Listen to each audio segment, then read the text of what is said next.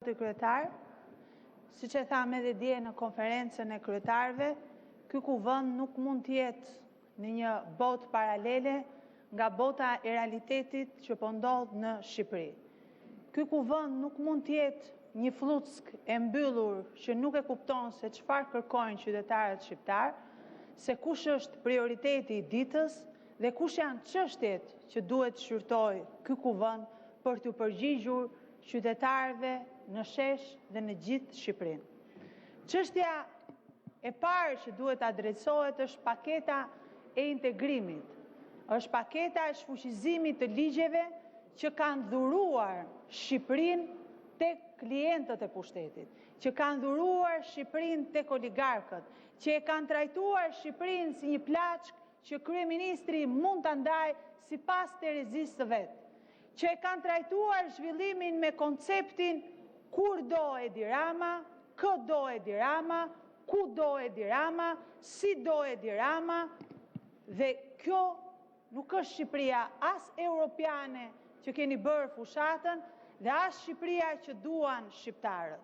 Keni një projekt ligj të datës 14 maj për shfuqizimin e ligjit të zonave të mbrojtura, përpara se të niste protesta qytetare.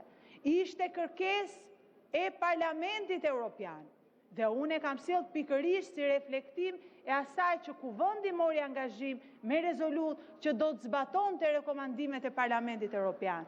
Në fakt është i vetmi projekt ligj në kalendar që nuk ka një datë se kur do të shqyrtohet nga ky kuvend, që në fakt është një nga kërkesat e protestuesve, është një nga kërkesat e qytetarëve për të mbrojtur zonat e mbrojtura në Shqipëri, për të mbrojtur trashëgiminë natyrore, trashëgiminë kulturore, për ta mbrojtur atë për brezat e ardhshëm. Dhe çfarë bëni ju?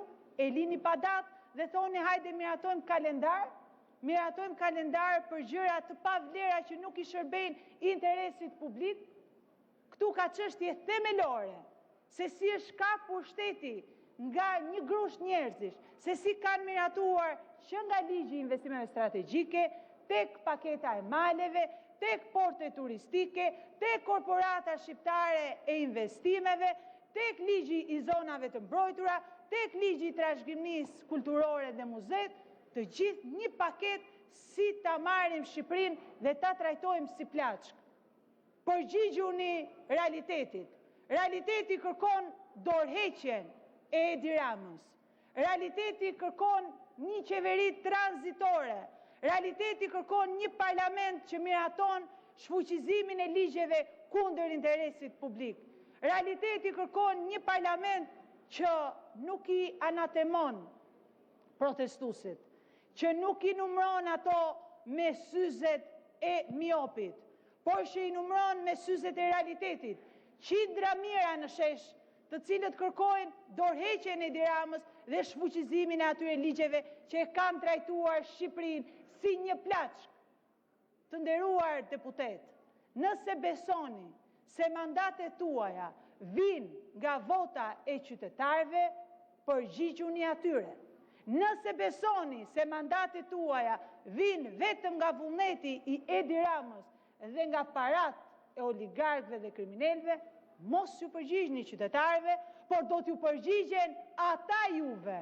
Do ta merrni përgjigjen siç po e merrni, siç po e shikoni çdo ditë më shumë, çdo ditë më të vendosur, çdo ditë më të qartë në objektivat e tyre, çdo ditë janë atje për të kërkuar shëndet, për të kërkuar që kjo qeveri dhe kjo makutëri, kjo sjellje harbute duke shkel kushtetutën e Republikës Shqipërisë, duke shkel rregulloren e kuvendit, duke shkel interesin publik, duke shkel interesin e brezave të ardhshëm, e fëmijëve tanë të ndaloj. Sepse do të shikoni atje në fakt portretin më signifikativ të protestave ndonjëherë në Shqipëri.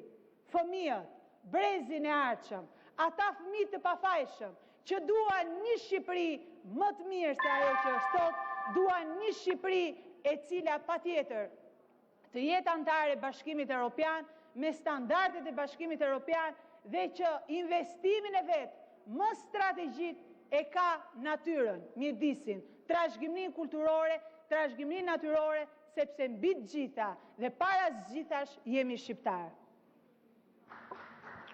Zoti Balla.